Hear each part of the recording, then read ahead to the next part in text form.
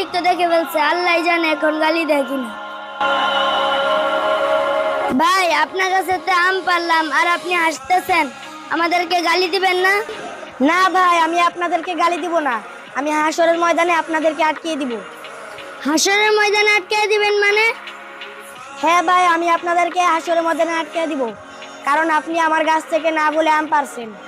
হ্যাঁ, সামান্য আমের জন্য আমাদেরকে হাসরের ময়দানে আটকে দিবেন?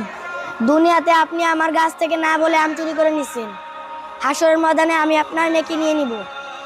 হাসরের ময়দানে আপনার আম আপনাকে দিয়ে দিব? না ভাই, আপনারা মনে হয় জানেন না, হাসরের ময়দানে আম চলে না, হাসরের ময়দানে নেকির খেলা হবে। এই নেন আপনার আম, হাসরের ময়দানে আমাদেরকে আটকেন না।